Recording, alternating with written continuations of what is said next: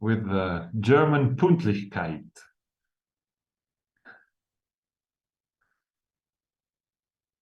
Salve Roberto, come stai? Oh, buongiorno Vittorio, che bello sentirti, che bello Fa vederti. Sì, piacere sì. rivederti. Non ti Eh, sento molto bene, puoi parlare alzare il microfono. sì, sì, provo a metterlo anche più Tu vicino. mi senti bene? Ah, benissimo, benissimo, sì, sì, forte e chiaro, come si dice. Sì, sì, sì. Adesso mi senti Molto meglio? bene, molto bene. Come stai tu? Bene, benissimo. Qui in Brasile sono rifiorito, come dire. La mia seconda vita. Da quanti anni vivi ormai in Brasile? Sono 2 anni e mezzo, per cui ormai sono 2 anni e mezzo. E diventato... anche con i Sì, tuoi figli, con la sì, moglie sì, e i figli che hai venuto in Brasile. assolutamente. Sì, sì, tutta la famiglia, o tutti o nessuno, qui è un prendere o lasciare. E tu hai avete due Tanto figli? due, sì, sì, che adesso sono 10 e 12 anni e sono brasilianissimi, parlano portoghese brasiliano senza accento e non se ne parla di tornare in Europa e di tornare in Italia, per cui penso che staremo qua, sai che sono i Molto figli a interessante, comandare. sono molto contento in Sì, sì, Brasile. sì, sì, sì, sì, E Roberto, assolutamente. devo dirti che ancora ho difficoltà a sentirti, magari dipende da me, lasciami vedere qui se Eh, devo... sì, guarda, credo che sia mia colpa, vediamo. Gli adesso ti sento altri... meglio. Ah, ok, si vede, boh, va a sapere, queste diavolerie tecnologiche. Infatti, ci sono alcuni problemi. In che stato voi vivete? Siamo al sud, per cui nel Paraná. Rio Grande do Sul o Santa No, Catarina? confina con Santa Catarina, siamo tra Sao Paolo e Santa Catarina, per cui il E lo Paraná. stato si chiama come? Paraná, il Paraná. Il Paraná. Paraná è Paraná, tra sì, Santa sì. Catarina e Sì, San sì. Paolo, Che è capisco. uno stato di agronegozio, come diciamo, per cui molta agricoltura estensiva, produzione di soia, caffè anche un poco, insomma, quindi sì, sì, soprattutto agricolo. Mm. Molto Ma bene. abbiamo anche un po' di spiaggia, dove Ah, c'è, bene. sì, sì, un'isola molto bella, incontaminata, l'isola del miele si chiama, per cui Bene, hai Ilha bene. do Mel. Figlio di me, molto bello. E io parlerò in inglese oggi, vero? Sì, anche perché tu puoi scegliere tra molti idiomi, né? Tra molte No, no, no, non lingue. parlo il portoghese, ma siccome il testo è in inglese, in verità Sì, l'inglese sì, non è mio, è stato tradotto dal tedesco in inglese anni fa, ma sì. leggerò il testo in inglese, perché probabilmente i No, vostri va studenti bene. tutti capiscono l'inglese, no?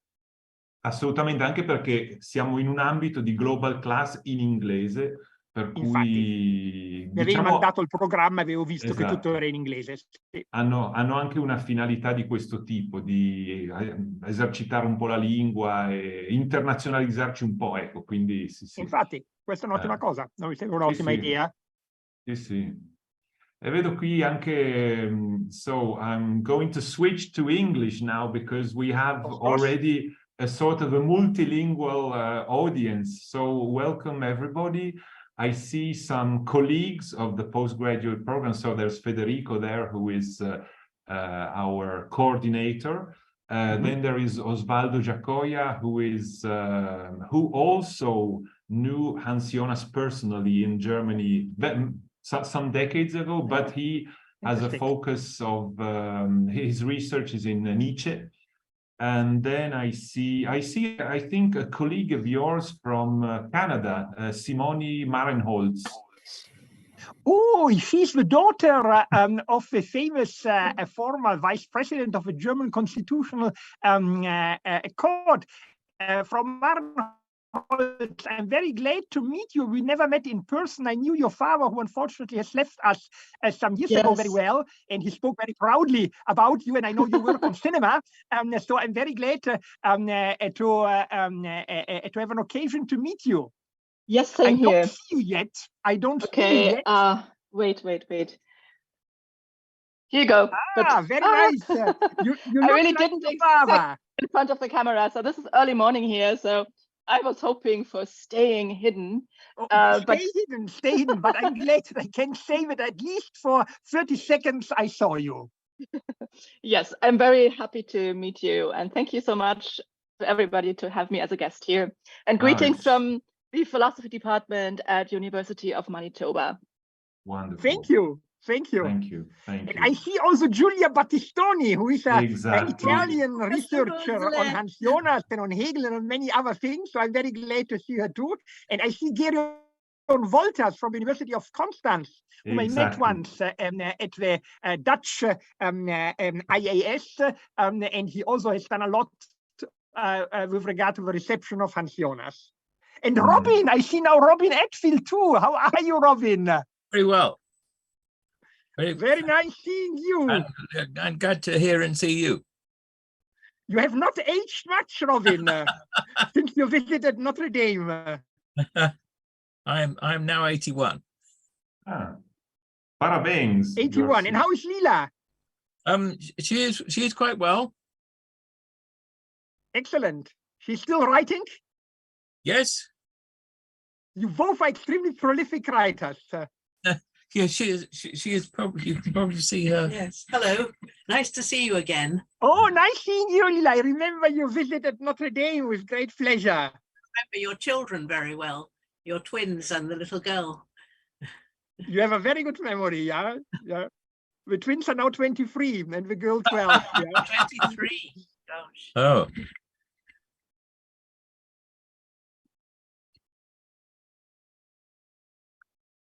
So how nice to have all this, apart from very many other PhD students of our program, and I see also colleagues from other universities in Brazil, like Lilian Godot, who teaches in Minas Gerais. Yeah, so very many interested people for an interesting lecture, and others are still coming. And hello, Gerion, come stai? Another Italian-speaking researcher and president of the Philosophisches Archiv, Director des Philosophisches Archiv in University of Constance. Yeah. Tutto bene, saluti. Saluti, carissimi. Hello, Mr. Wolters. Glad to see you again. Sì, è un piacere. È un piacere. E lei parla anche molto bene l'italiano. Sì, perché no?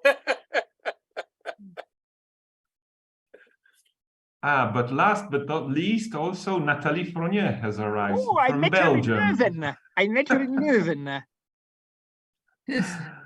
Ciao, Nathalie, and she speaks Italian very well as well, also.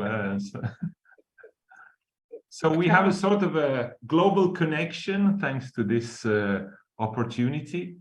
And I would propose starting sofort, yeah, so very good. Immediately, because we are also very curious to hear you and to then have the opportunity to dialogue with you, because these opportunities are do not happen so often. So we take this opportunity with a sort of a greedy attitude. Try. How long can I speak, Roberto?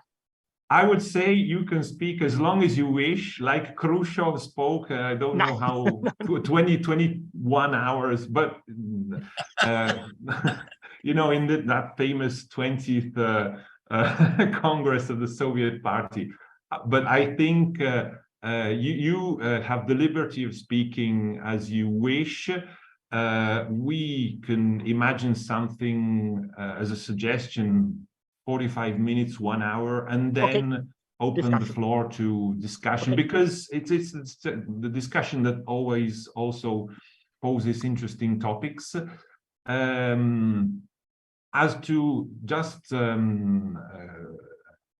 introduce our guest today, which on the other hand does not need any introduction because he's a renowned classical German philosopher, especially his research focused in Hegel's works. But then he's also a renowned Jonas forscher, and so a scholar whose works on Jonas are very interesting and inspiring. he had the opportunity to meet Hans Jonas and dialogue very many times with Hans Jonas. And Hösle speaks very many languages fluently. I testified it when he was in France, in Belgium. He spoke French. Now he started speaking in Italian, but he's of course a German native speaker. He teaches in Indiana, so at the University of Notre Dame, near Chicago, but in another state. And he has a naturally, let me say, interdisciplinary perspective. So he teaches in different departments in Notre Dame. And he was actually, I knew him for the first time thanks to a very innovative Italian project by the RAI, so the public TV, who released a CD-ROM I think it was in the 90s or something like that. And he, a very young Vittorio Hösle, spoke about philosophy, Hegel especially, but so he has always been very innovative. Apart from being, let me say, an enfant prodige, because he completed his PhD when he was 21 years old, and at the age of 25 or 26, I don't remember actually, he gained his habilitation, which is a very tough task, which opens to academic work and to becoming a professor. Just to quote a few books, maybe, that he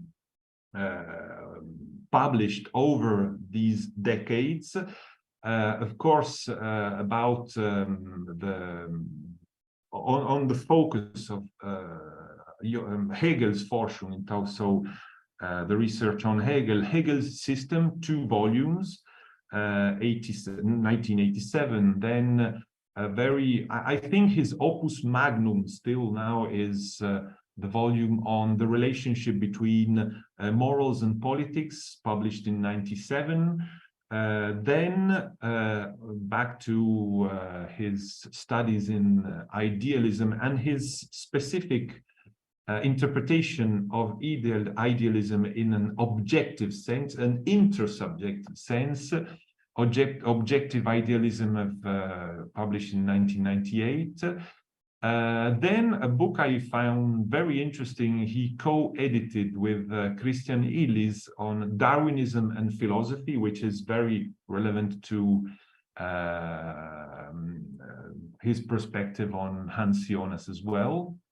And then the most recent book on the philosophical dialogue, a poetic and hermeneutical theory. And this book, which was published in 2006, actually combines some different perspectives which we find in an ancient research by Vittorio Hösle, namely his interest in practical philosophy and in the practice of philosophy, which not necessarily are the same things. But he released, and it's the other reason for which I knew his production very many years ago, was this very interesting book on Das Café der Toten Philosophen, so the cafe of dead philosophers, which was an attempt to propose a Kinderphilosophie, so how to discuss philosophy with children. So I found this book, which was published originally in German in 1996, very, very interesting.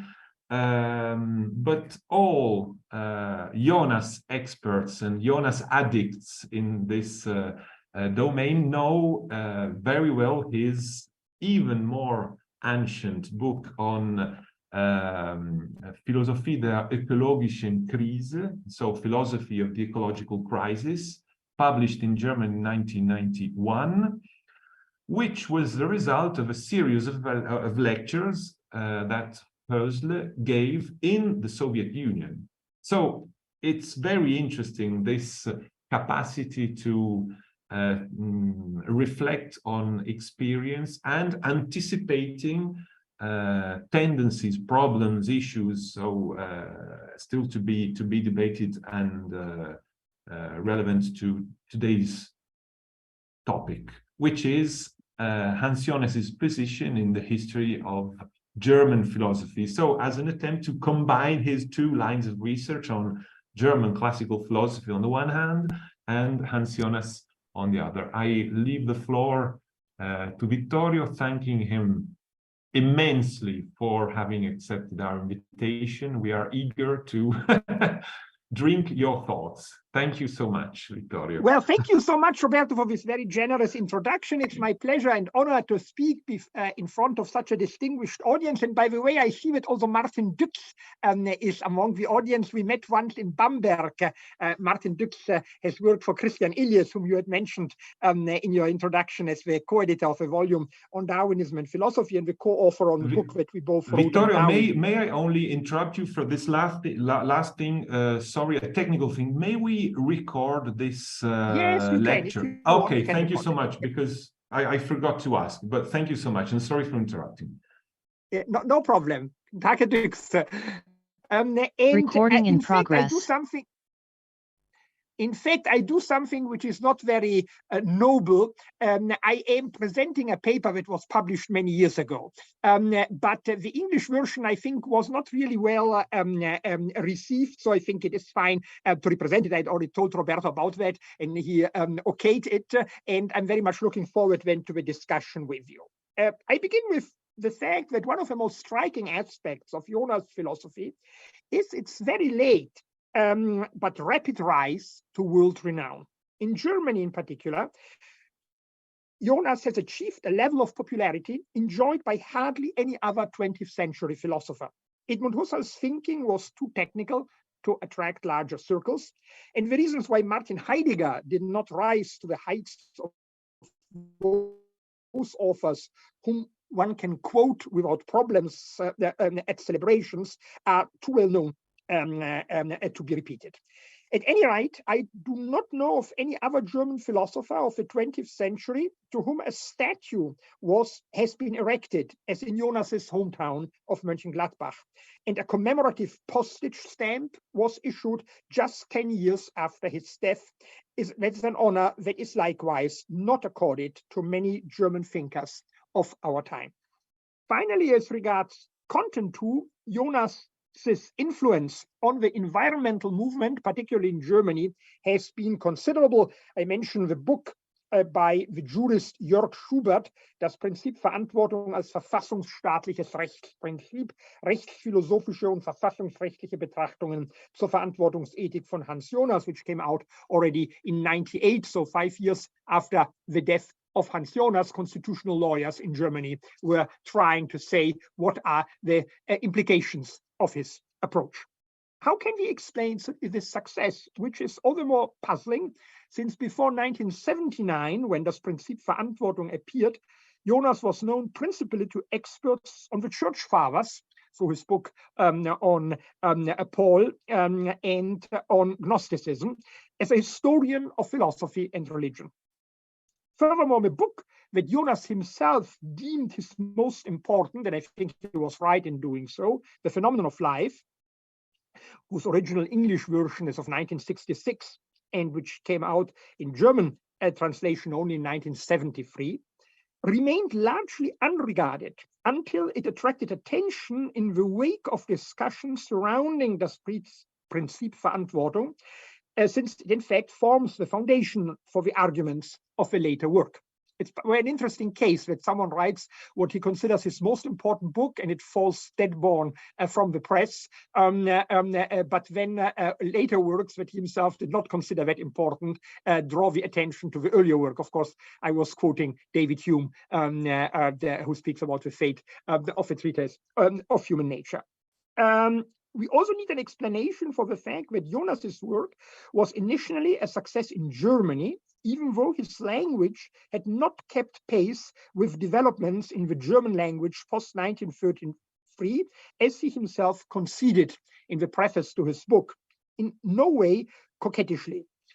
In fact, the language of Jonas, as he was told, is in many aspects the language of the Weimar Republic. Since he had left German-speaking countries in 1933 for good, his German had remained on the level of the 1920s and 30s. And when the publisher said, well, I pay an editor to brush it up to date, Jonas said, absolutely not. You publish a book as it is, or I will withdraw it, because the archaic nature of my language fits very well with the archaic nature of my thought.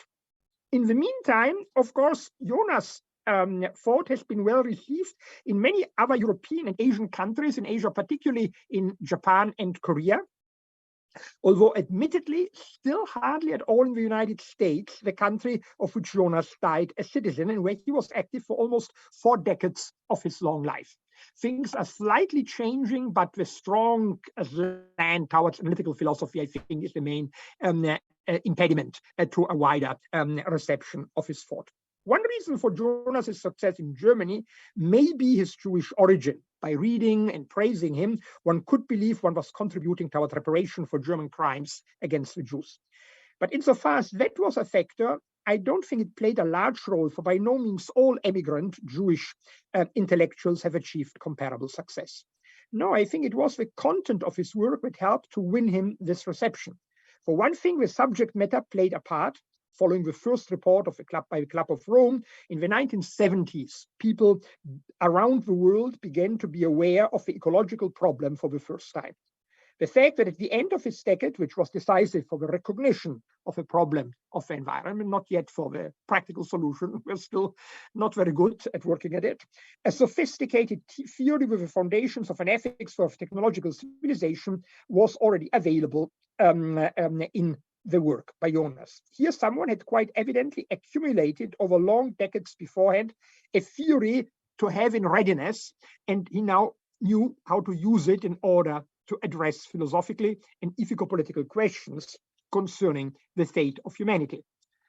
Another contributory factor in the work's success was certainly the fact that when it was published in its original German as das Prinzip Verantwortung, the English translation is the imperative of responsibility, it presented itself as a counterpart to Ernst Bloch's Das Prinzip Hoffnung, the principle of hope. Conservatives who regarded Marxism with skepticism or even hostility were able to find in Jonas a brilliant critic of high expectations that they rejected for very good reasons. And left-wing readers who saw through the destructive tendencies of modern capitalism found in Jonas a confirmation of their concerns.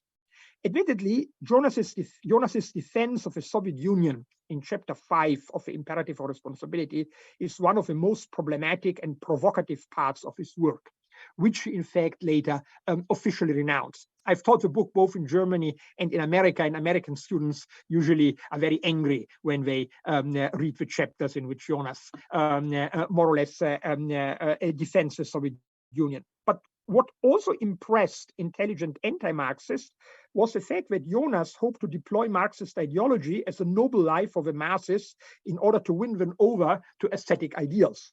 With its grandiose blend of Platonism and Machiavellianism, the section "Can enthusiasm for utopia be transmuted into enthusiasm for austerity?" with the characteristic subheading Politics and Truth, is, I think, one of the subtler texts in political philosophy of the last century. Moreover, the fact that it ended with the words, "I am prepared to be accused of cynicism and will not wish to oppose it with the assurance of my good intentions," must have made Jonas interesting to precisely those people who do not regard being a goody-goody person as the solution to all problems of ethics. At the same time, it was clear to any intelligent reader that the assurance that he has good intentions, which would not help in the case of one such as Carl Schmitt, since it would have been interpreted only as a Machiavellianism of the second order, was superfluous in Jonas' case for quite different reasons. Whoever had not yet realized the integrity of his man and of his thinking would not in fact have been capable of being convinced by such a declaration either. The fact that at the end of the 1970s, following an extremely ideologized decade, people were fascinated by such an intellectual autonomy, which sought to glean positive aspects from the Soviet Union on the basis of conservative values, was indeed a hopeful sign. not no less important than the subject was the way it was treated. Even before Jonas, there had been well-founded inquiries into questions of environmental ethics. One thinks of John Passmore's seminal book, Man's Responsibility for Nature, which came already out in 1974, so 5 years before Jonas's book. And today we have absolutely first-class other environmental philosophers in our time. I see Robin Atfield in front of me, whom I consider one of the most original and best arguing environmental philosophers. But I do think that the reason for Jonas's extraordinary success was that it was unabashedly metaphysical.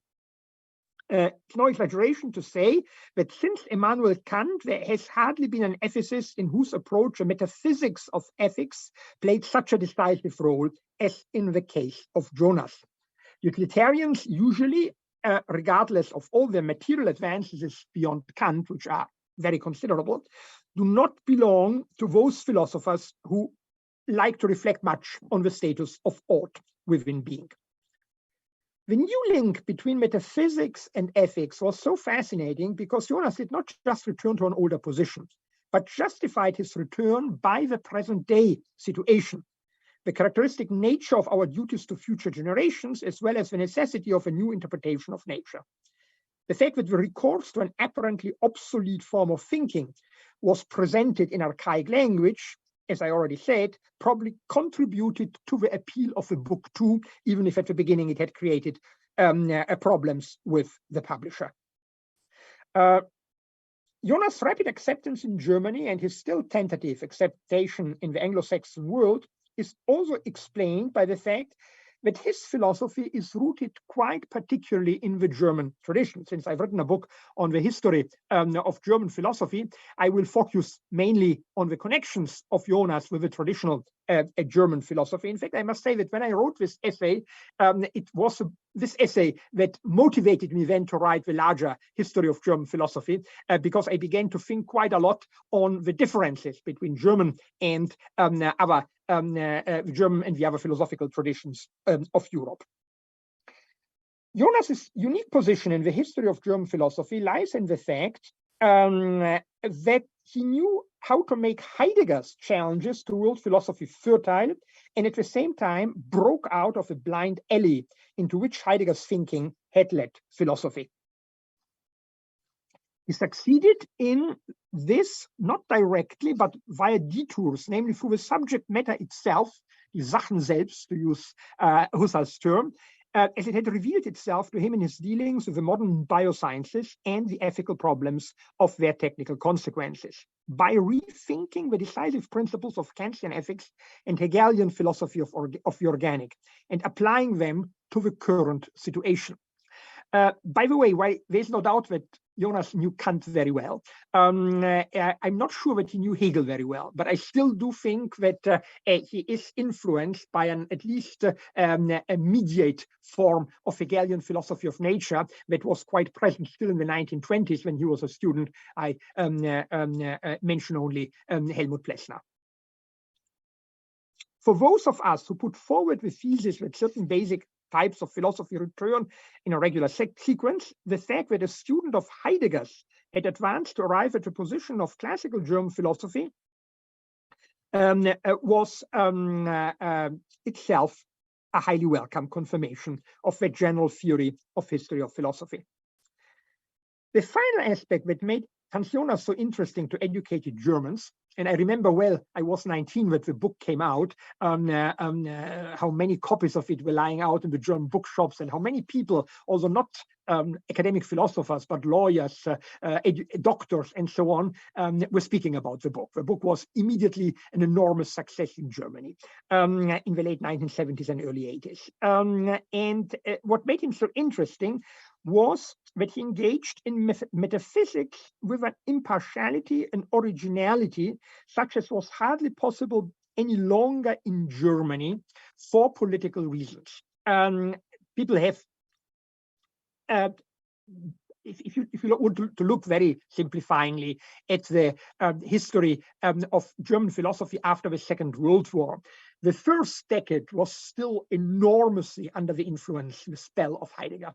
And the revolts against Heidegger led on the one hand to theory of science that was considered an alternative to philosophy of nature, and on the other hand to what Manfred Riedel has called the rehabilitation of practical philosophy. And this rehabilitation of practical philosophy was usually disconnected from any metaphysical research. Both cases, there was a revolt against metaphysics. One would have to be, as it were, an American, as Jonas had become, in order to allow oneself this, just as he could allow himself to criticize liberal naivete and to consider the constitutional neglect of subsequent generations in modern democracy, only because he had left Germany in 1933 with a pledge, I'm quoting him, never to return, except as a soldier in a conquering army. And therefore, we knew the man was obviously committed to a liberal democracy. He had fought in the Jewish brigade of the British Army against Germany. So when he criticized modern democracy, it was not very appropriate to criticize him for being undemocratical. Perhaps therein lies one of the most important reasons for the appeal of Jonas's philosophy. With the almost unsurpassed atrocity of National Socialism and Soviet communism, all those political and intellectual alternatives to the Western type of welfare state mass democracy and its consensus theoretical legitimation, which had been considered in various European countries in the first 3 decades of the 20th century, have become disqualified. On the one hand, that is only too understandable. It's hardly possible to write a biography of Stefan George, for example, while dealing with the fact that George's elitism fascinated some National Socialists. But if one regards Hitler as a coincidence, as in fact Jonas did, then the question arises as to how we would assess Nietzsche, George, and Heidegger, to name only 3 names, today if Hitler had not come to power. It may well be that some of those alternatives to the modern development of mass democracy, which in logical terms have not the slightest links with totalitarianism, even if in reality they were then connected to totalitarian systems, contained ideas from which there is something to learn, particularly in the face of the enormous difficulties that modern democracies have in dealing with environmental problems. Jonas anticipated such a possibility with surprising impartiality, and the thankfulness which the public showed in relation to his work, no doubt, also had something to do with the sense that here, once again, alternatives to the political correctness of the mainstream were being offered, from which freedom and the breadth of intellectual exchange can profit, even if in the end one concludes that they should be rejected. In the following, I want first to discuss both the legacy of Heidegger in Jonas and then show his break with Heidegger, on the one hand in his philosophy of nature, on the other hand in his ethics. By way of provocation, one could say that for a large part of the general public around the world, with Heidegger's work, classical German philosophy had been taken to its absurd extreme. Just as after the Second World War, one could not talk of a German Sonderweg, special path, and Adenauer's truly historic achievement lay in finally incorporating Germany into Western Europe, so it was that following the extreme unconventionality of Heidegger's thinking, even regardless of his involvement with National Socialism, was absolutely essential for German intellectuals to concern themselves with the reception of Anglo-American thought, and more intensively than had been the case in the 19th century, when, for example, Schopenhauer was one of the few German philosophers to have studied David Hume. Jürgen Habermas was in many aspects the re-education philosopher of the Federal Republic of Germany. In this respect, his role in philosophy is, even if he would be unhappy to hear it, akin to Adenauer's role in politics. And Karl Otto's Apple book on Charles Sanders Peirce was a succinct expression of his turn toward the West, including the United States. The critic of metaphysics by Apple and Habermas, which was supported by the thesis, or rather the particular interpretation of the 3 paradigms of philosophy, was no doubt also intended as a contribution toward overcoming the isolation of German philosophy, since it enabled the debate with pragmatism and analytical philosophy, and was to lead to a justification of democracy in terms of intersubjectivity theory. only a German philosopher such as Jonas, who had lived in English-speaking countries in 1933, could afford to continue to ignore analytical philosophy, although certainly he did learn a great deal from the British philosopher Alfred North Whitehead. Who is, after all, one of the founders of analytical philosophy, even if most of his intuitions have not been continued by contemporary analytical philosophy. I've taught the Process and Reality last year in Germany. Giulia Battistoni took part in the seminar, and it's quite obvious how much Jonas owes to Whitehead. In fact, one can concede that a strong interest in metaphysics and a considerable lesser interest in the justification of democracy, if not even an outright rejection of it, were two important features of German philosophy until 1945, and that Heidegger merely exacerbated these tendencies to the point of being unbearable. But in no way did he newly create them. Of course, the first part of his statement is problematic, since there is no national spirit as such that is independent of individuals in which it manifests itself. But it is nonetheless important to point out that particular characteristics are more likely to be found in certain cultures than in others, whatever the causes of it may be. I do not wish to pursue a question here of whether the separation of a German philosophy in the Middle Ages is more than a convenient but ultimately random demarcation. I discuss it at length in my short history of German philosophy. But what is undoubted is that a separate German national philosophy has existed at least since the 18th century, when the national European traditions shifted to the use of national languages. At least Germany did it only at that time. Most of its representatives have the following features in common. First of all, the religious roots of classical German philosophy are strong, certainly stronger than in France. At the same time, German religiosity is more intellectual than English or even American, not to speak of American religiosity. In Germany, philosophical religiosity simply means that one wants to get to the bottom of things in relation to the world, even that is not in accord with positive religion.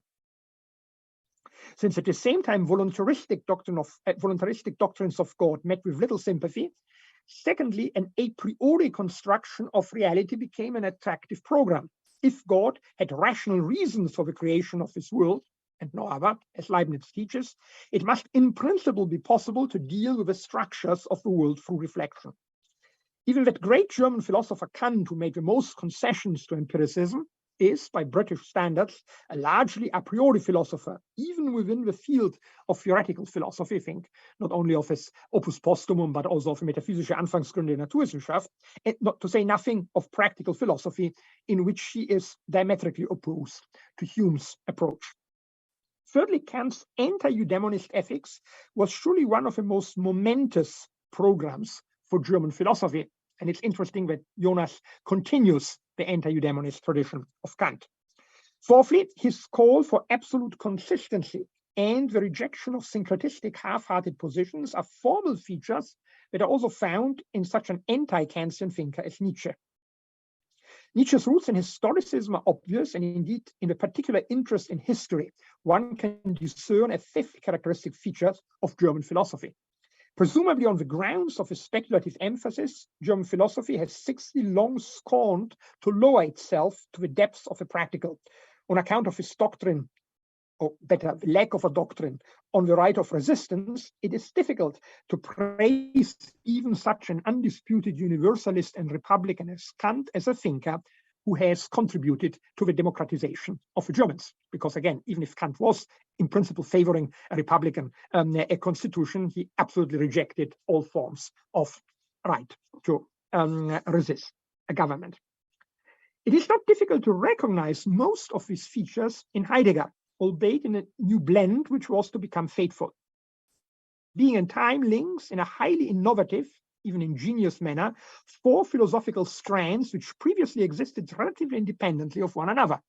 And usually creation consists in unifying different strands. Newton unified the celestial physics of Kepler with the terrestrial physics of Galilei.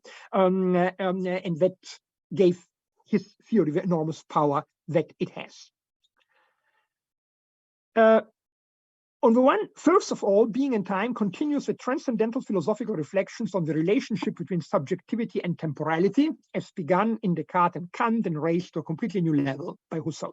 Second, in contrast to the early and middle Husserl, Heidegger succeeds in forging a link from these reflections to a theory of historicality, such as formed the center of Dilthey's philosophical endeavors, who, in my eye, was more important to Heidegger than Husserl was. Third, the temporality of Dasein is intensified to mortality. With this, Heidegger succeeds in making death once again a central theme of philosophy, which it had not been for a long time, and thus also succeeds in ensuring a new existential intensity for philosophy. The reason why in Husserl mortality does not play a role is because mortality is something that transcends the stream of consciousness. If you assume that it interrupts the stream of consciousness. Therefore, it's enormously difficult in a philosophy like the Husserlian to have a theory of mortality. You can, of course, say there are intentional acts by which I refer to my end, but since there is no theory about this end, the intentional acts are somehow empty.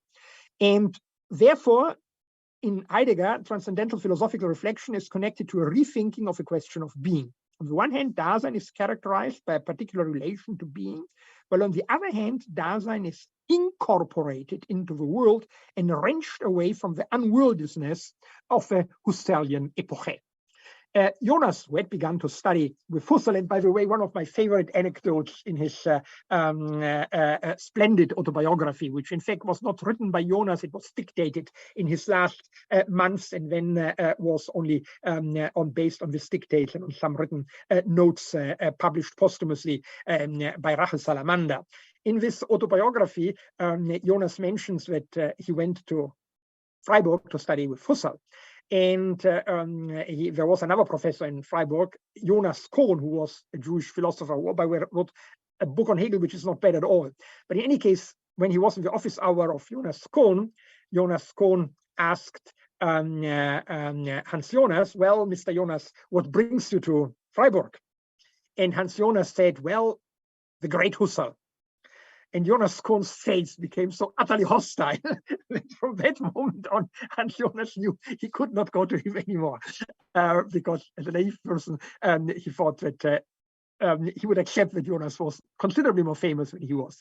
But although Jonas studied with Husserl, he mentions in his autobiography that the reason why he then turned to Heidegger was that this lack of reality of the transcendental epoche was particularly for the generation who had fought through the consequences of the First World War. Jonas was only 11 when the First World War started, so obviously he didn't fight in the war, but he was reading about it, and of course knew persons who had lost limbs and life in the war.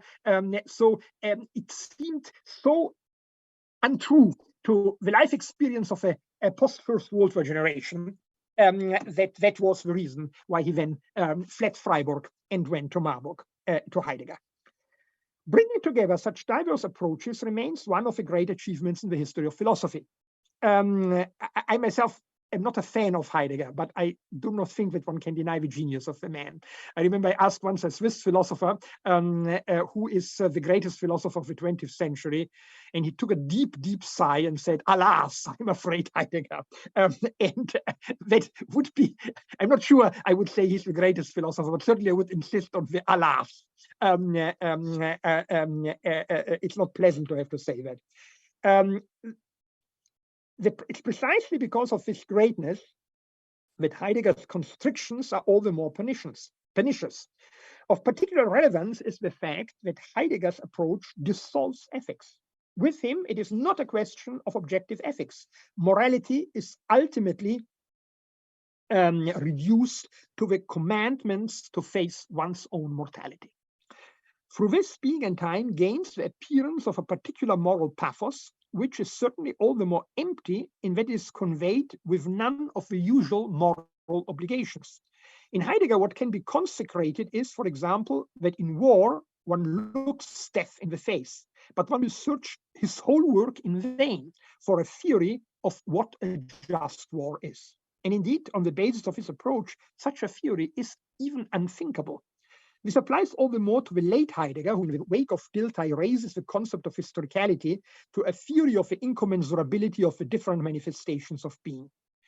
The view that there is a generally valid moral law is incompatible with this approach, and even less can one conceive of an autonomous ethics within an approach in which a responsible autonomous subjectivity is, as it were, swallowed up by being. What is particularly irritating in the later Heidegger is that his thinking appears to belong to the metaphysical tradition, which on the one hand is in fact the case, while on the other hand, the decisive ideas of the metaphysical tradition, particularly the millennial connection between metaphysics and ethics, think of Plato's idea of the good, are abandoned and even turned into the opposite. For Heidegger's being is completely value-free. There's also the fact that the radical historicism of the late Heidegger paralyzes the belief in the ability of human reason to recognize timeless truths, which was traditionally the task of metaphysics. After the Kehre, the famous turn, after being in time, Heidegger is not concerned with being and its structures, but with the way in which being is experienced in the individual epochs. In other words, he's concerned with the history of metaphysics, not really with metaphysics itself. Certainly, it is true that in this history of metaphysics, according to Heidegger, being reveals itself, so that his historiography of philosophy remains philosophically inspired. This applies also and specifically to the epoch of the most advanced Seinsvergessenheit, forgetfulness of being, namely that of modern technology, whose essence and consequences Heidegger can indeed claim to have seen through like hardly anyone else, and earlier than all other philosophers, even if, in the absence of any ethics, he could only capitulate before it.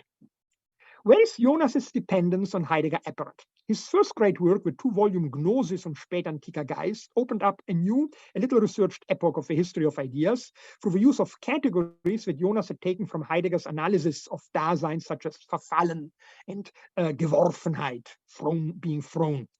Heidegger's influence is no less obvious in the phenomenon of life.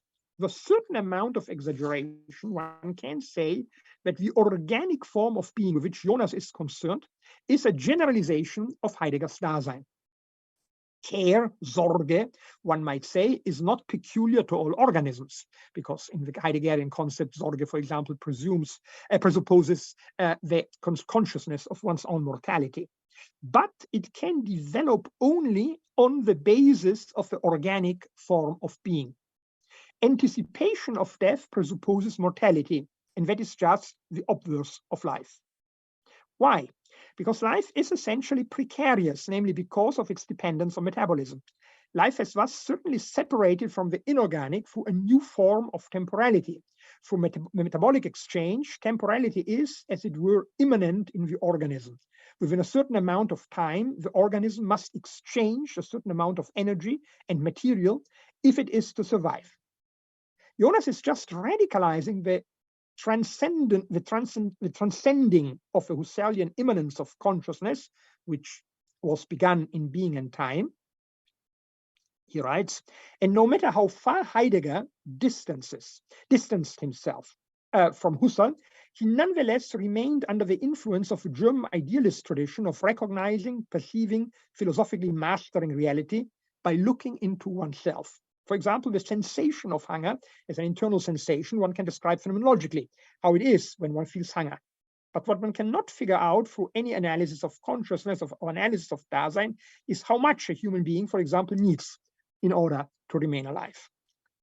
Analogously, the deductive power of Heidegger's analysis of existence is unmistakable in the imperative of responsibility too. In particular, the theory of responsibility in the central fourth chapter breathes the spirit of being and time.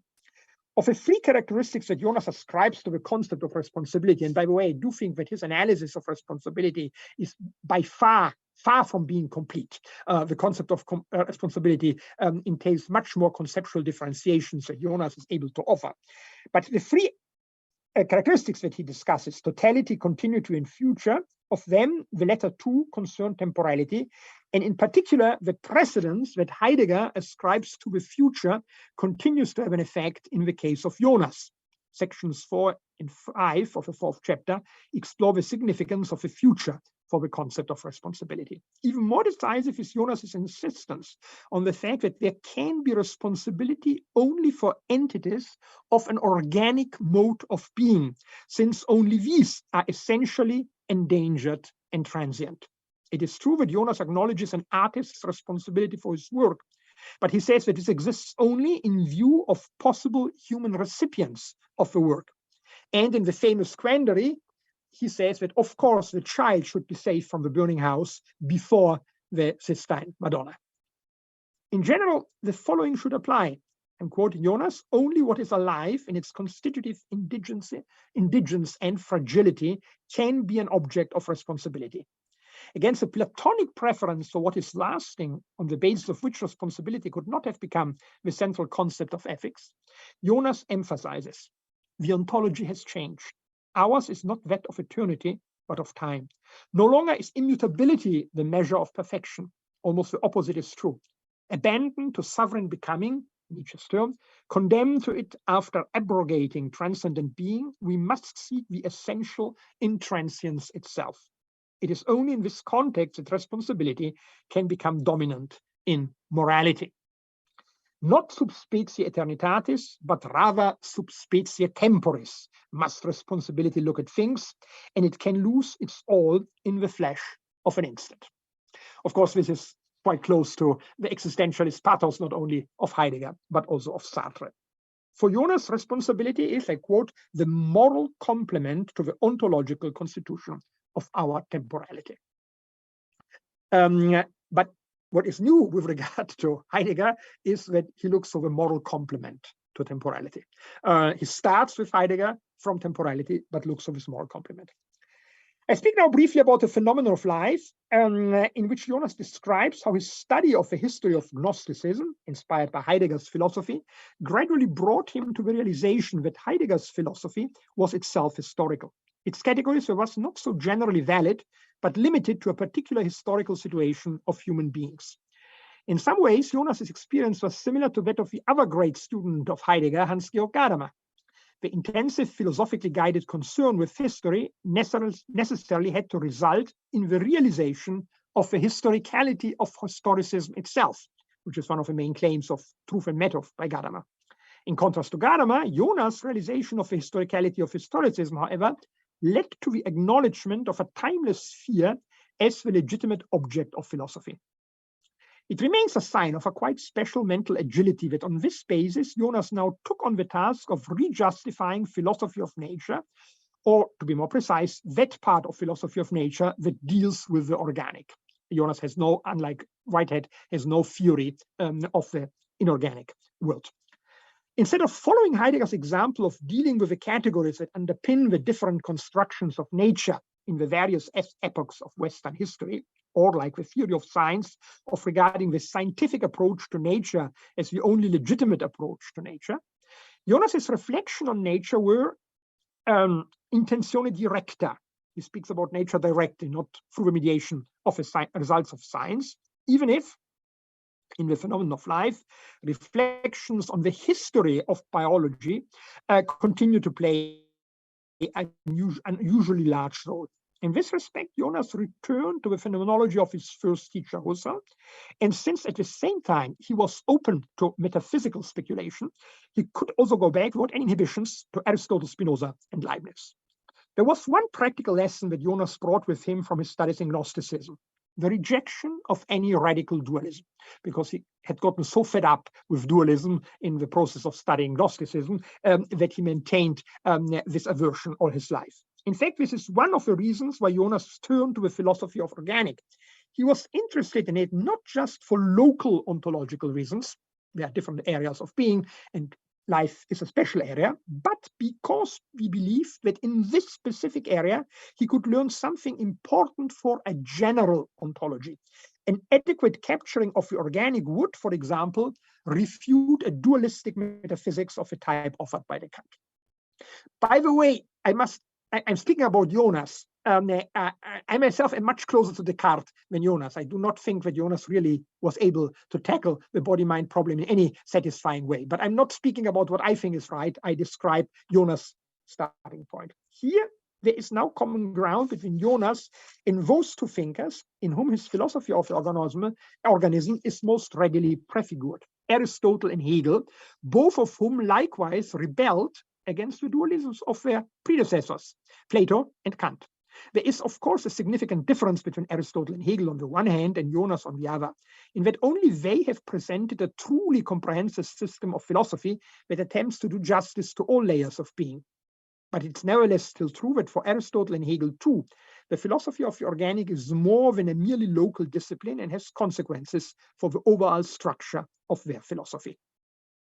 In De Anima, the psychology is biologically founded, and it is not entirely without reason that another student of Heidegger's, Herbert Marcuse, claimed to see in Hegel's philosophy of life the origin of his whole theory of dialectics. As in Aristotle and Hegel, in the case of Jonas too, the philosophy of mind rises above a philosophy of the organic. And on the other hand, as with his two predecessors, in the case of Jonas too, the philosophy of biology is aimed at the mind, in the sense that the organic is characterized by a dimension of inwardness, which had unjustly been blanked out by cybernetic biology. For all three, the mind is the natural continuation of the organic. But this does not make the philosophy naturalistic, because the organism is conceived of as being aimed at the mind. Yet, yes, all three philosophers see in the organism something especially valuable, indeed practically a manifestation of the divine in the world. Which does not mean, in the case of any of the three, that God is to be found only within the world. But in the organism, there is a particularly intense presence of the divine, certainly more than the whole of the inorganic world. Hegel famously said, and I think Jonas would agree with him, there is much more divinity in one primitive proto-organism than in the whole beauty of the starred cosmos without life. It is noteworthy that Jonas followed the Darwinian reorganization of biology in every respect, but that at the same time he emphatically and quite rightly defends those elements of traditional philosophy of biology that only superficial thinking would deem incompatible with Darwinism. I mean, for example, the theory of the scala naturae. Of course, the scala naturae doctrine becomes absurd if we say there's only a progress to more and more complex forms. Of course, lower forms of life continue to develop after more complex forms of life have developed. But there is no doubt that within the realm of life, we distinguish very different forms of organic life. Of particular intensity are his thoughts on the difference between animals and plants, which are prefigured not only in Aristotle and Hegel, but also in the only slightly older Max Scheler and Helmut Plessner. And their contribution to philosophy of nature and philosophical anthropology in the 1920s, in my eyes, had a strong impact on the young Jonas, and itself continued the tradition of German idealism. Although it's complex, Plessner says in the third edition to Die Stufen des Organischen und der Mensch that only after having written his book, people showed him, well, what you say is very similar to Hegel.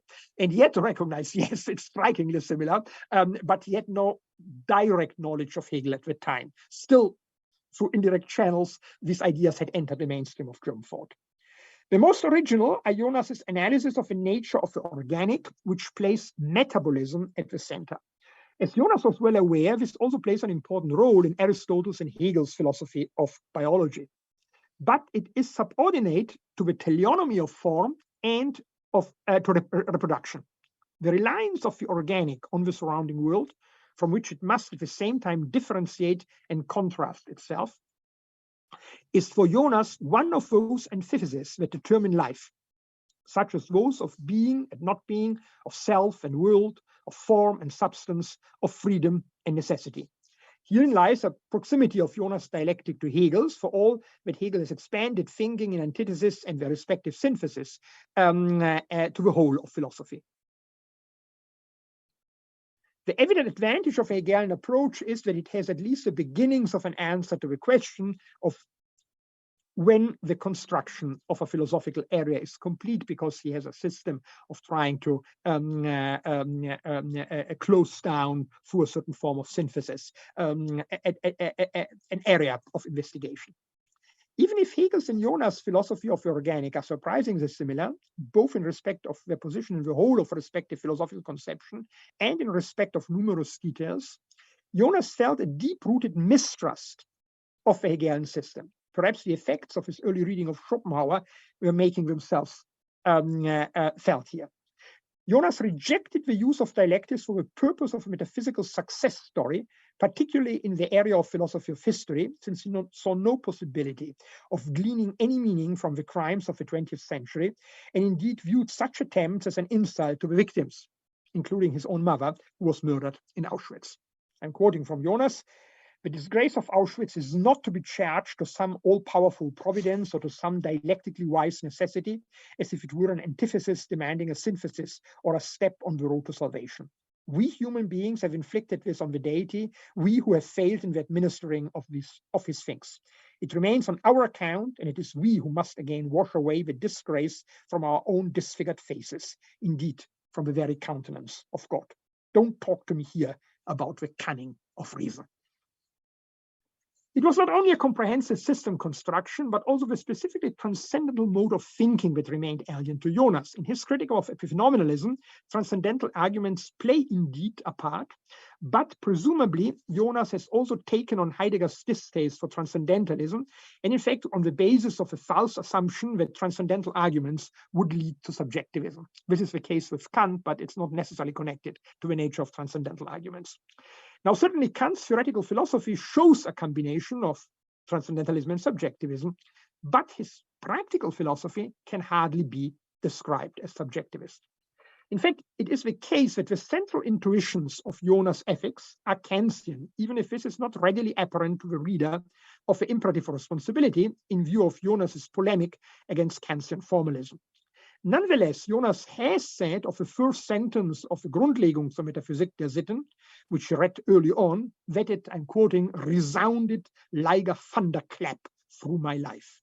It is this thunderclap that has preserved him from the moral and ethical paralysis that emanated from Heidegger's thinking and has enabled him to present the most innovative theory besides discourse ethics in German post-war philosophy, which took a long time merely to see what was desirable and possible in practical philosophy.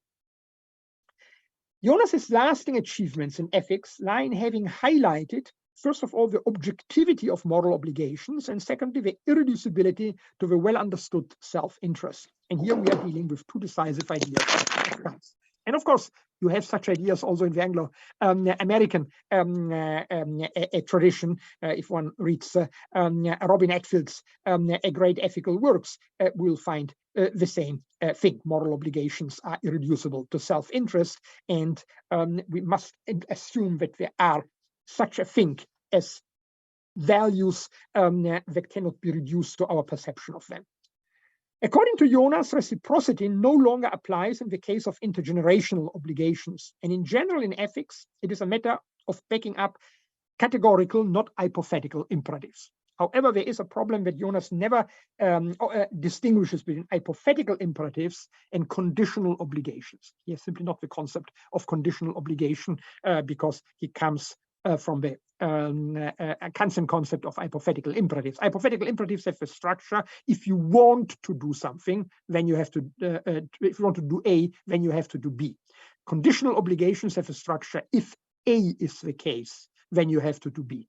And of course, this doesn't rely on the fact that you want to do something. Eudaimonism is thus surrendered, and even the non-hypothetical imperatives of utilitarianism and discourse ethics are rejected in terms of the material content. Since in the agreement and sense of well-being of later generations that is bought at the expense of the dignity and the vocation of the human being,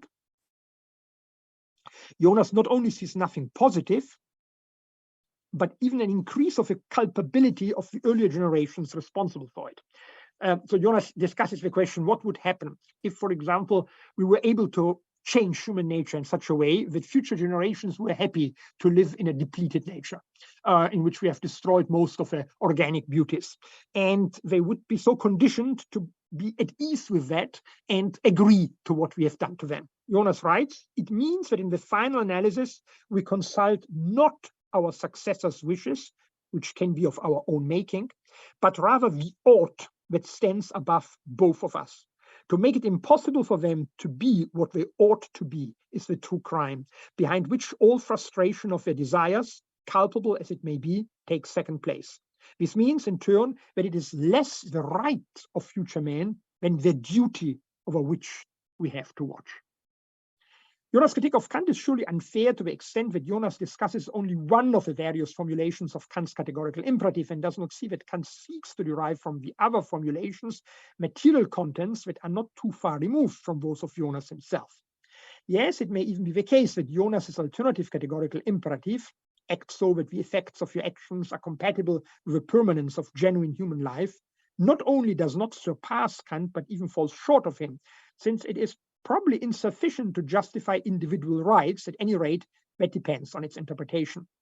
And the justification of Jonas's imperative is quite obscure in the imperative of responsibility.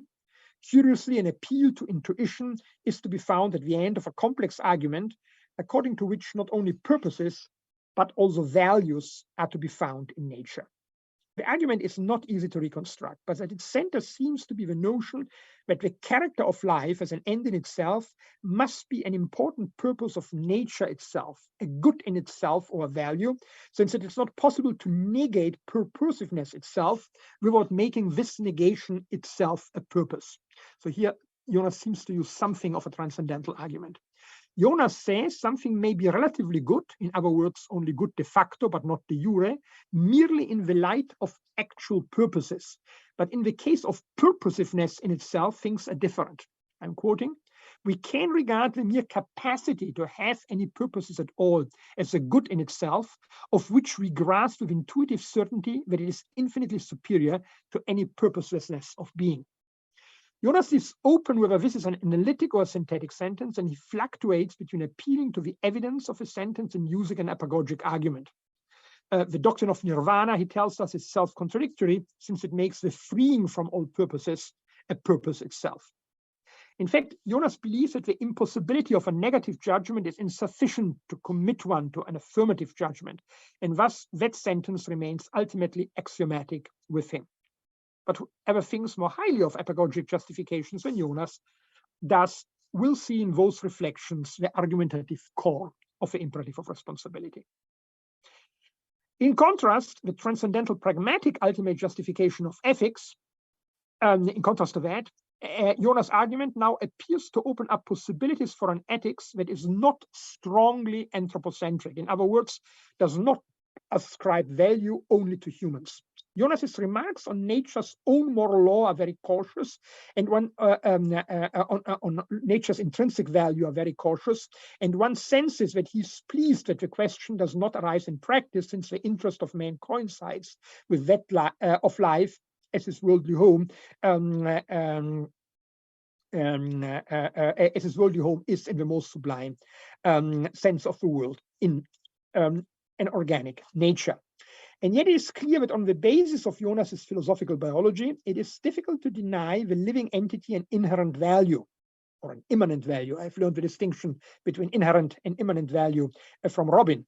On the one hand, the continuity of a biotic evolution to which humans essentially belong, and on the other hand, that uniqueness of the organic, so fascinating ontologically, prompts us to take into account in any axiology.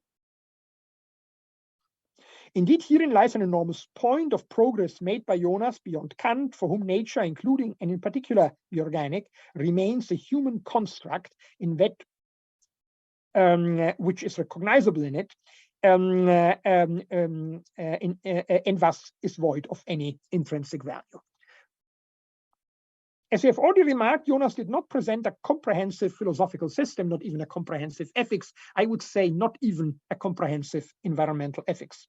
But in an age of ever-increasing specialization, he not only dealt with two very different disciplines, philosophy of biology and ethics, in a highly original way, but also made many links between them clear. Jonas' originality lies essentially in the fact that he developed further Heidegger's depth analysis of temporality, as well as his critique of a modern technological era, into an ontology of nature and an ethics which, following Heidegger's diagnosis of a present day, seeks to offer a remedy. In this, and partly without realizing it himself, he returned to decisive theoretical constituents of a philosophy of nature, of German idealism, and of Kant's ethics. And in a world that no longer expected much from German language philosophy, he demonstrated the present day form and even the relevance for the future of an apparently antiquated tradition. To exaggerate somewhat, and then come to the end, one could say that in his thinking and in his language, Jonas preserved not only the best of pre-fascist Germany, but was probably also the last German national philosopher, before national philosophies opened up into a world philosophy, which was conducted decisively in the medium of the English language.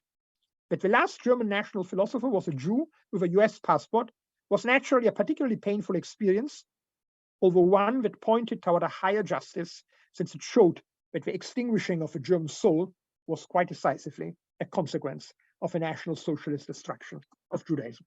Thank you.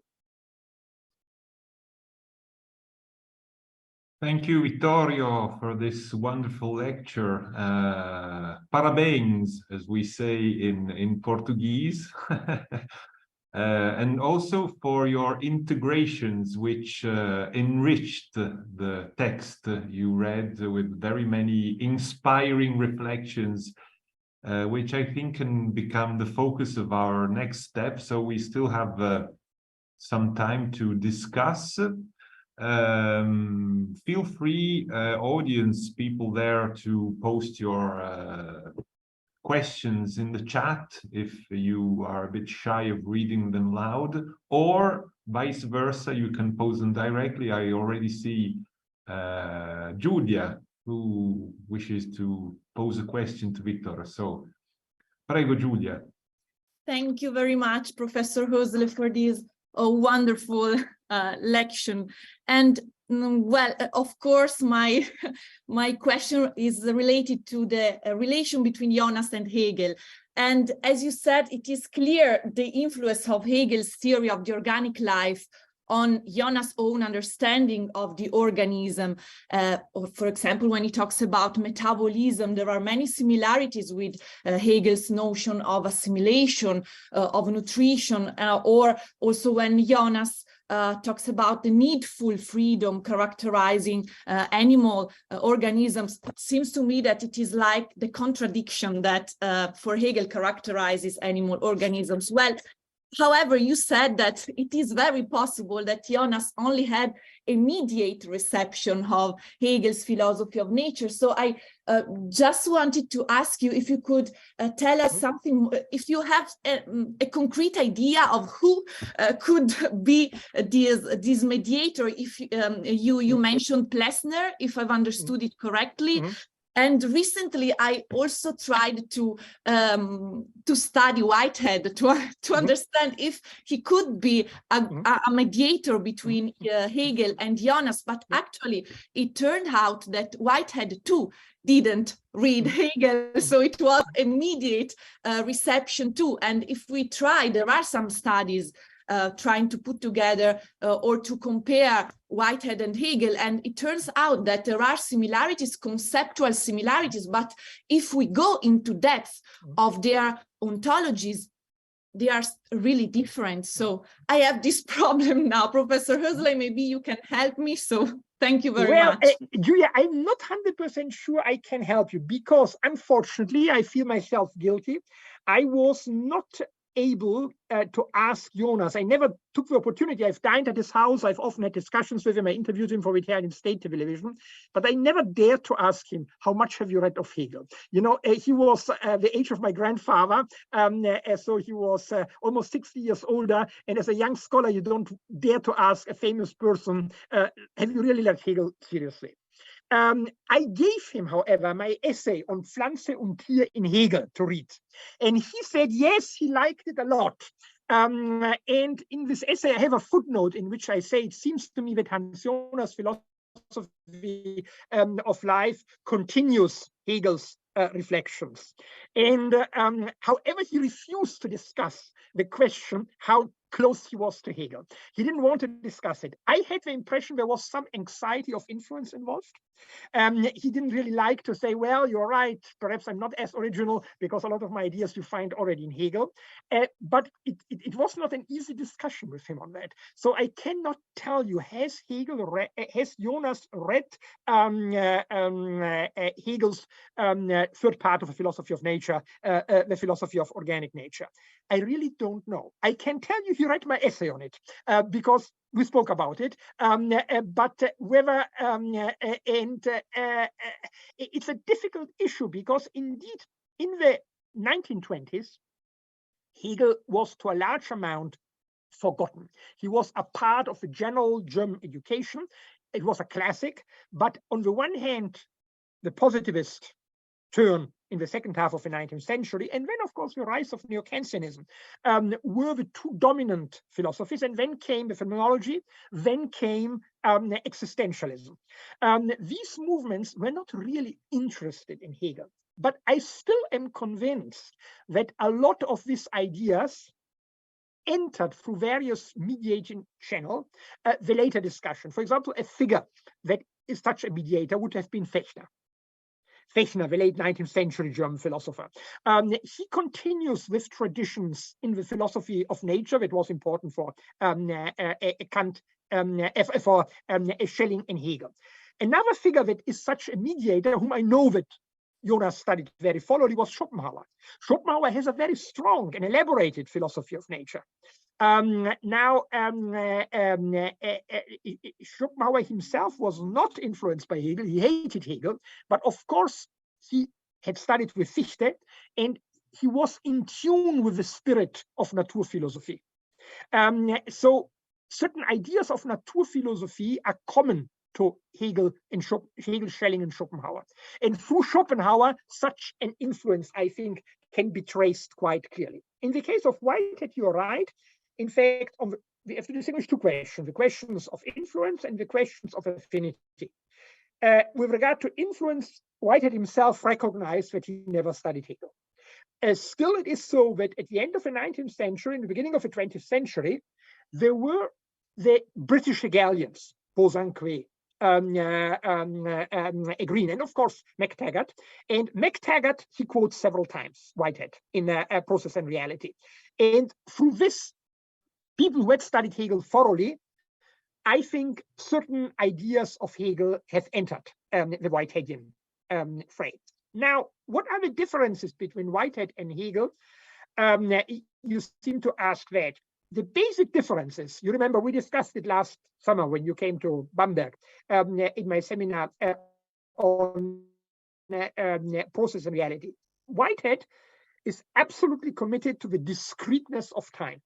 He thinks that there must be time atoms because he thinks, and he has arguments for that, that if you give that up, if you give up a discrete change, he ultimately thinks that time consists of discrete units, like, for example, when you see a movie, phenomenologically, we have a continuity, but there are 24 images per second that are distinct from each other.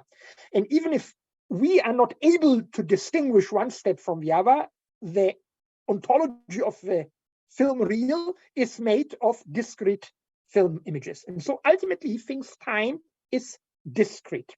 There are time atoms. In Hegel, however, time is always the transition from being and non-being.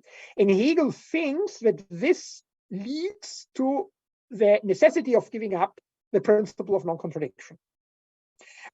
Because he thinks that the transition cannot be accepted without the principle of non-contradiction. Whitehead, of course, as one of the great mathematicians of the early 20th century, is absolutely committed to the principle of non-contradiction. And so you are completely right that with regard to the logical foundations, Hegel and Whitehead are very different. At the same time, they both believe that nature is a manifestation of the divine, and that nature is structured in such a way that it necessarily brings forth being that have mentality and being that can have a correct knowledge of nature. So in this sense, both share also quite important things, but with regard to the logical foundations, they are completely opposite. Jonas never deals with logical issues. That's one of the great weaknesses of his philosophy. So it's difficult to say where would he situate himself with regard to this question. Would he explicitly claim that sometimes you have to give up the principle of non-contradiction in order to do reality? Or would he say, well, these are only metaphorical expressions when I say that life unites freedom and necessity, being and non-being,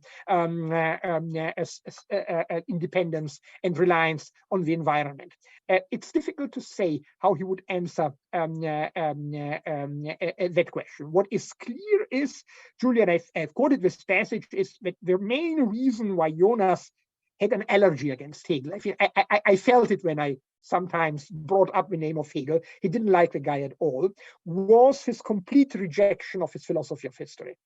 And, I myself, in my history of German philosophy, insist on the fact that the crash of the belief in the history of humankind as a progress, which is a relatively late doctrine, was obviously alien to antiquity.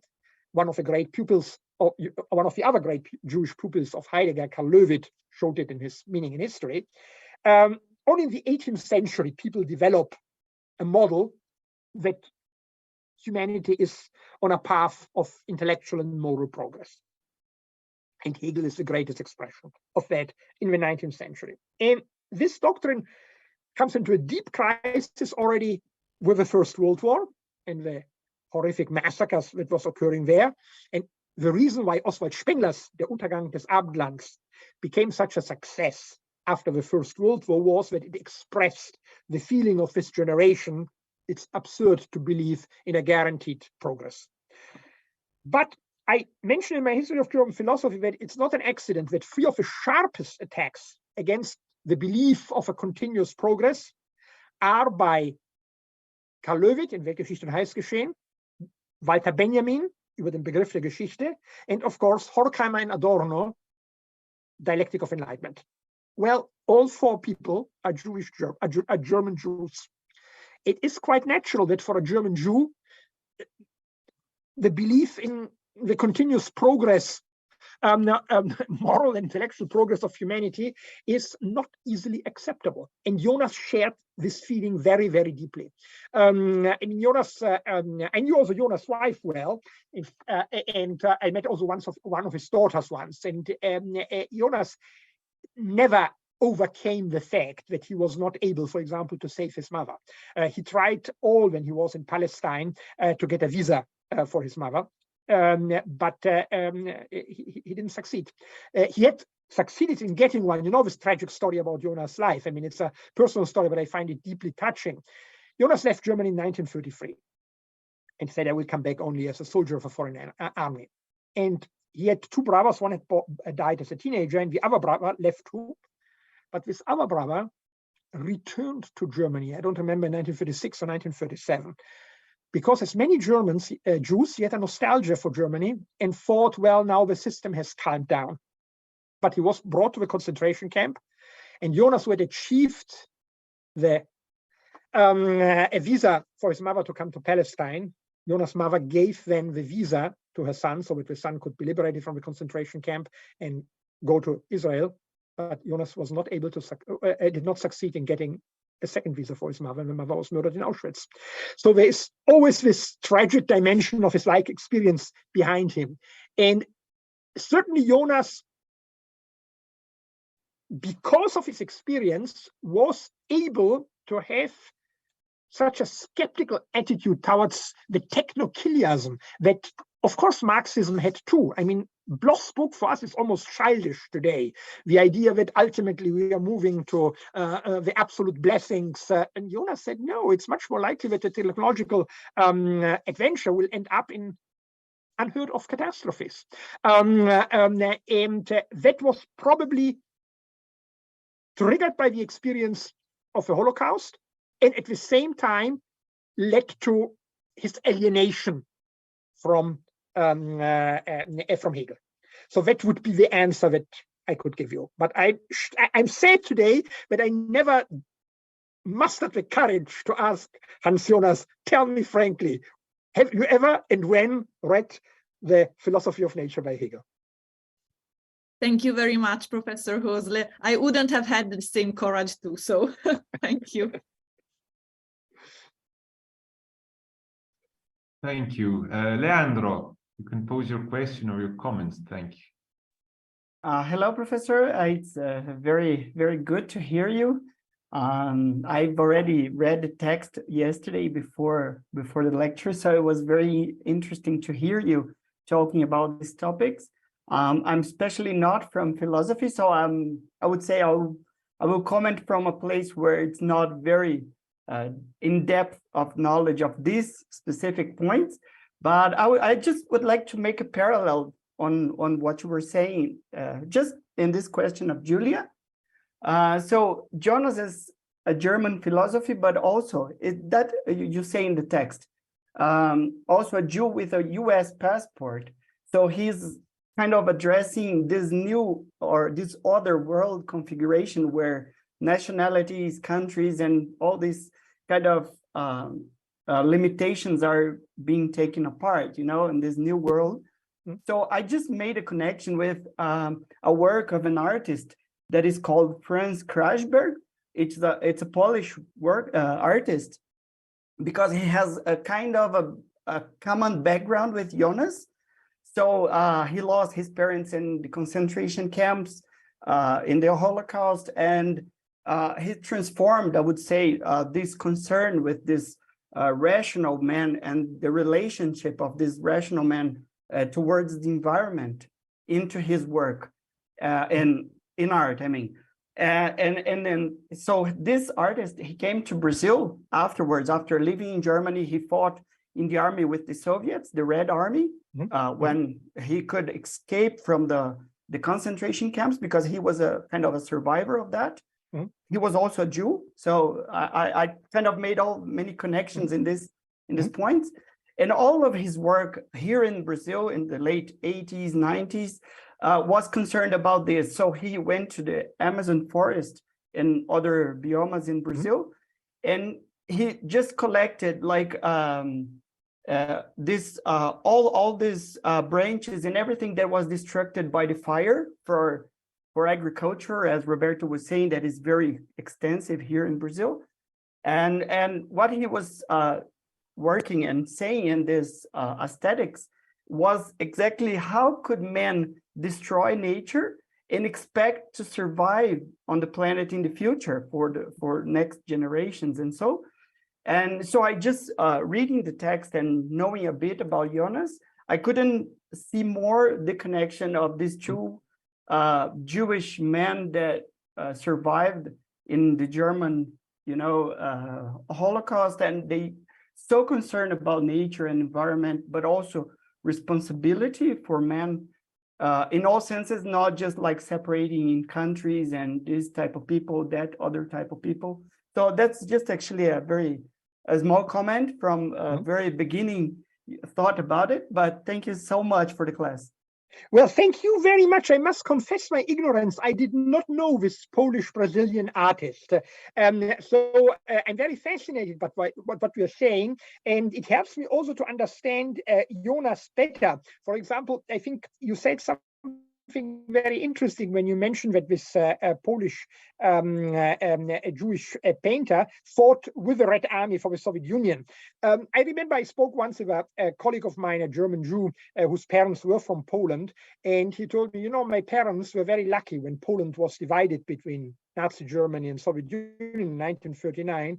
They were living in Eastern Poland, and that saved their life. Stalin was a monster, but you had better survival chances under Stalin than under Hitler if you were a Jew. That's obviously true, and that's the reason why he was very grateful that his parents were on the Soviet and not on the German side of a Polish partition. And I think that when Jonas speaks relatively sympathetically about Soviet Union, it has partly to do with many Jews were aware of the fact that without the enormous losses of the Red Army in the Second World War, Germany would not have been defeated. And that, I think, is partly an explanation of Jonas' sympathies for the Soviet Union that have puzzled many readers of his book. So yeah, I think you address very important issues, and also the fact that he came to reflect on the ecological consequences of our behavior while he was living in Brazil. One interesting thing about Jonas is the fact that he didn't really have a great success in the United States during his lifetime. He got a tenured position and endowed chair at the New School for Social Research, but his work was not very well received. And I think the reasons were various. On the one hand, Jonas didn't think like the mainstream American philosophical tradition did. He was hired by the New School for Social Research after having taught for some time in Canada, because the New School for Social Research was the center of phenomenological thought. They had, for example, with Alfred Schütz, another famous pupil of Husserl, there, and of course Hannah Arendt was there too. So these three people represented an important connection to the German phenomenological tradition, but outside of the New School, phenomenology did not really thrive in the United States, and there were not many people interested in the phenomenological tradition. The other aspect is that Jonas' German is archaic, but his English is even more archaic. So when he writes in English, and he wrote A Phenomenon of Life first in English and then co-translated with some help into German, it's not the way how normal English syntax flows. And he knew that, and therefore he decided then to write his last book, Das Prinzip Verantwortung, himself in German instead of English, because he said, after having lived more than 40 years in the United States, he said, I still need at least two times as much time to write good English than to write good German. And since I'm old and I don't know how much time I have, I want to write in the language which I still feel most at ease with, even if some German readers found it archaic. Yeah.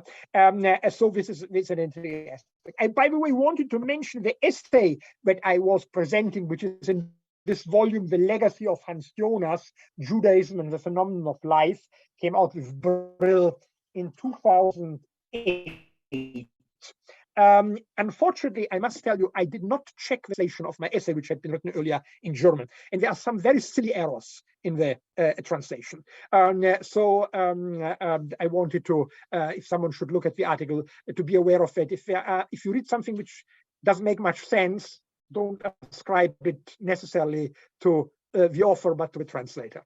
For whatever reasons I don't remember, I had not a chance to correct the translation. At least for me, it was very clear and very good, professors. Thank you so much. Well, thank you. Thank you once again for this very interesting reply to Leandro's question. Leandro is a PhD student in our program, and he research focuses in art and philosophy of art, let me say. So it's any other questions by the audience? Don't be shy, please. You can write, you can speak as you wish. Maybe in the meantime, I was very inspired by some of your commentaries you added here and there. One of which, the first was in your reply to Julia's question about these difficult relationships between Hegel, Jonas, and Whitehead.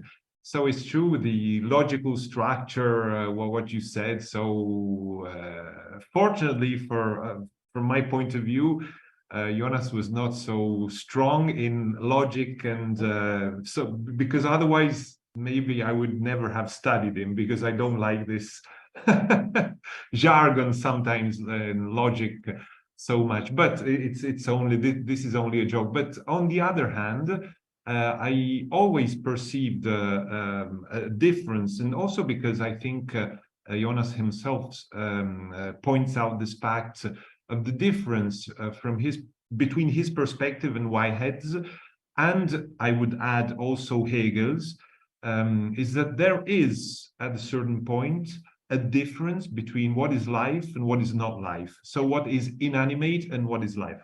Whereas both Whitehead's and Hegel's perspective are very close to panpsychism, so to forms of panpsychism. So this is only a commentary. The second thing is I was very interested in the reception of Jonas's political thoughts in the US.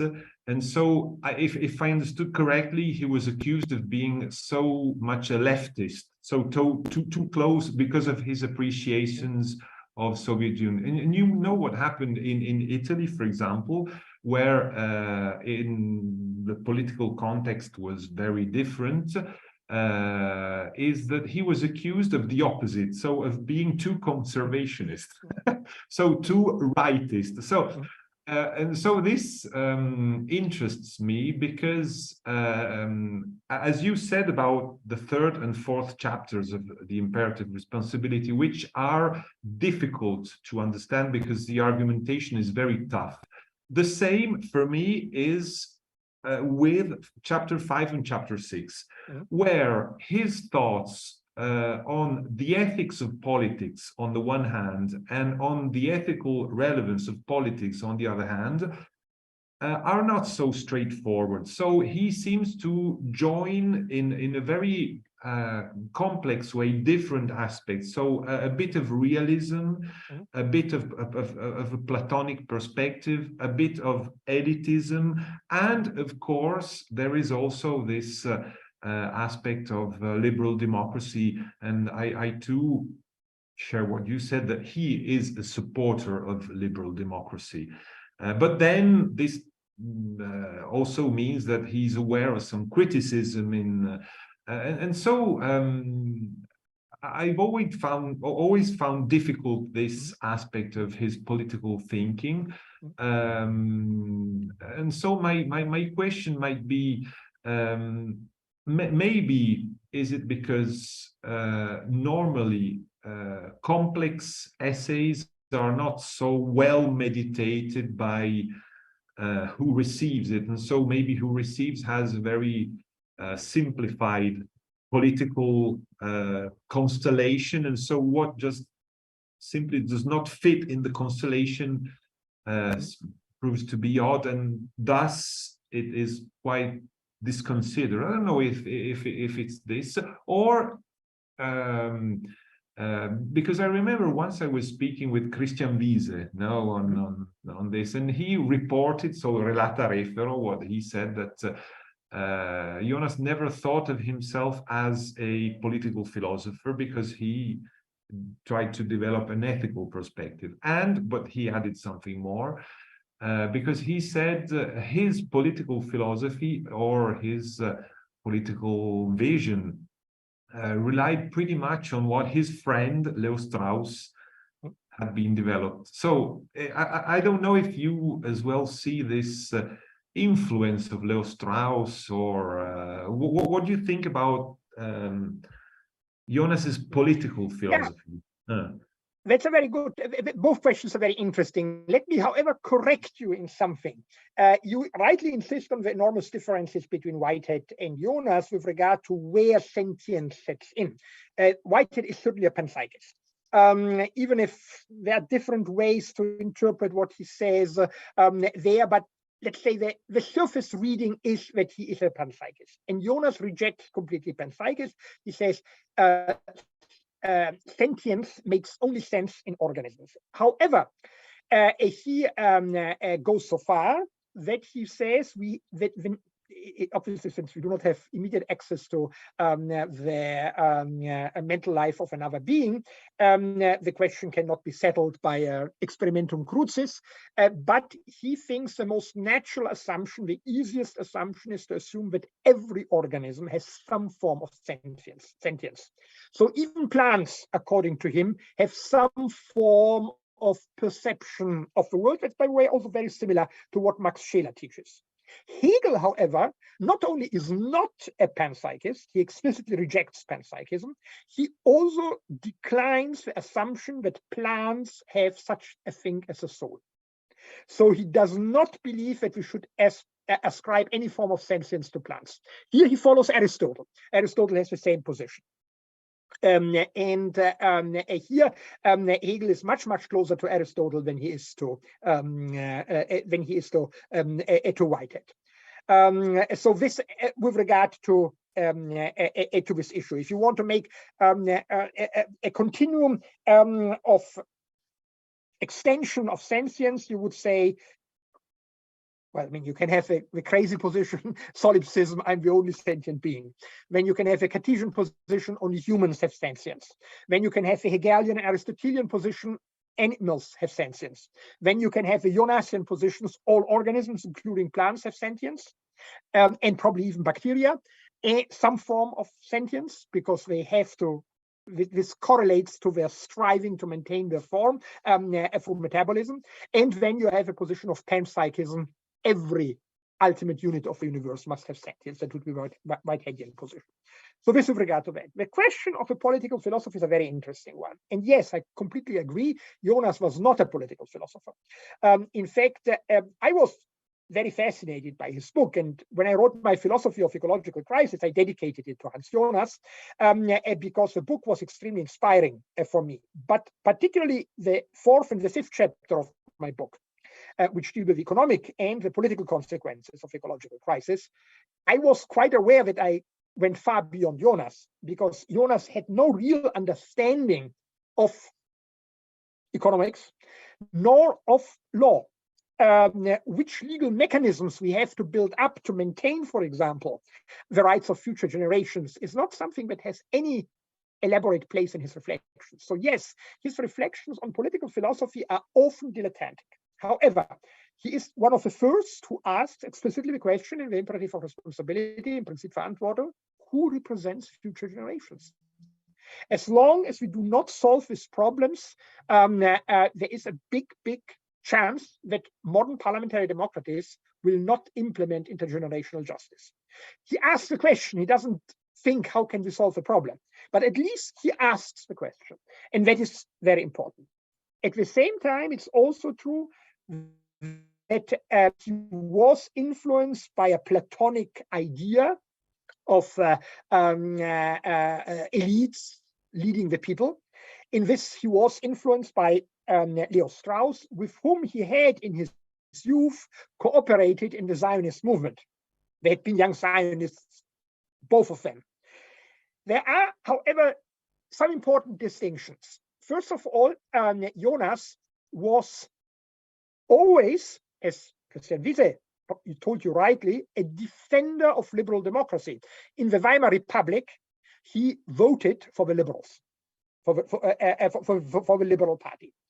He mentions one of his greatest errors. I don't know if it's in an interview or even in his autobiography. He says the greatest political error that he did, he obviously did not vote for the Nazi, but he mentions that when January 13th of 1933, the message came, Hindenburg has appointed Hitler as a chancellor, Jonas said, I took a big breath of relief. Oh, finally.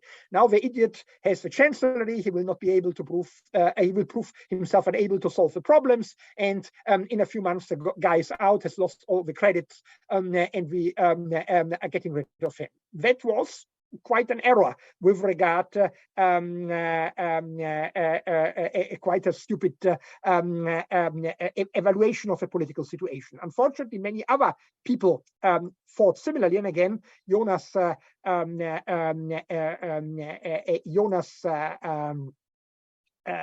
brother made then the error to return to Germany during the Nazi time, and obviously unwittingly thus caused the death of his own mother. Jonas became later much more skeptical with regard to Zionism. He was always a committed Jew, but he said in one of his last interviews, I'm not sure that Zionism has to be a part of a modern Judaic identity. And this is a certain difference from, it's probably a certain difference from Leo Strauss. or at least from many Straussians, for whom the Zionist part is a very important part of a Jewish identity. And the other, I think, important difference is Jonas had never sympathy for Italian fascism. He spent some time in Rhodes, which at that time was under Italian administration after the exile from Germany, and he couldn't stand the Italian fascists promenading in the island of Rhodes. While Strauss was a great fan of Italian fascism. He speaks in his letters enthusiastically about Mussolini. So Jonas was certainly more rooted in the liberal tradition than Strauss was. At the same time, he had sympathies for the idea that you need intellectual elites and that you cannot communicate all your political ideas in an open discourse from the beginning, because it would backfire. So this would be the answer to your double question. Yes, thank you. Thank you so much. Yeah. I think we will continue speaking, but maybe by email or interiority, but let's continue afterwards. Or in the, it's always interesting. I remember also some years ago, you already pointed out, changing subject regarding Jonas always, about the non-convincing solution, Jonas's non-convincing solution to the mind-body problem, which you already pointed out. So it's nice, because I tell this also as a way to pay homage to Vittorio Hösle, because he not only is an excellent top-class researcher, but he is a person who enjoys dialoguing with the others. So this is something very interesting, and which contributed to my involvement, ideas, and so thank you. Don't know if there are some other questions. There are some comments in the chat of people who have to already go, but posing that they enjoyed it very much. Fernando Augusto has his hand raised, so you can pose your question. Thank you. Thank you, Professor, for a lecture. My question is, what are precisely the material advances that you mentioned on the test of utilitarianism beyond Kant's conception of morals and ethics? Very good question, Fernando Augusto. Simply, you can say this: Kant has no basis for a modern welfare state. That is one of the reasons why, for example, some right libertarians claim to be inspired by Kant. He doesn't necessarily exclude the building of a welfare state, but if you read his Rechtslehre, his doctrine of law, what the state should enforce is that people can maintain the property that they had. There is no redistribution, idea of redistribution in Kant. While utilitarianism in the 19th century very strongly insisted that we are responsible not only for our omissions, but also for our actions, and that therefore that we have moral duties, for example, to work towards some equitable distribution, insofar as this increases the happiness of everybody. So with regard to political economy, I do think that utilitarianism was indeed a progress with regard to Kant. Thank you. And another important issue is that utilitarianism, or the Bentham, recognizes that we should try to consider the welfare of animals. While Kant famously in the Amphiboly, of a moral concept, says that we should not torture animals only because by doing so we might increase our tendency to be cruel towards humans. That's the only way how we can justify that we cannot do everything what we want with animals. So with regard to the extension of the extension of the objects of moral behavior, as well as with regard to the taking seriously that we have not only sin by acting, but also by omitting, for example, to help people and to build a political system that tries to achieve that. I think utilitarianism went beyond Kant. Thank you very much.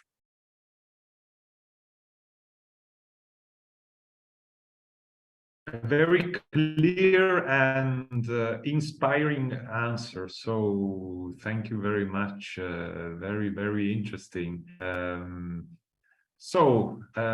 there any other comments? Otherwise, I think, and infelizmente, so unfortunately, we have to say goodbye, even though maybe we could enjoy staying longer, but it's already so generous on your part to have having given us this opportunity.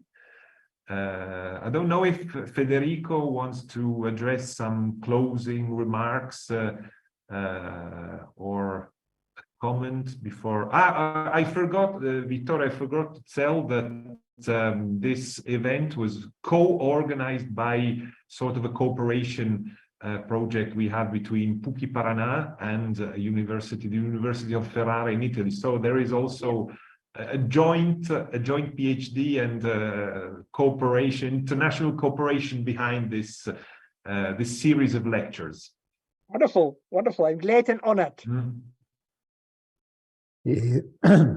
Roberto, so only say thank you to the Professor Hösle. It was a pleasure for me participate to this to your lecture and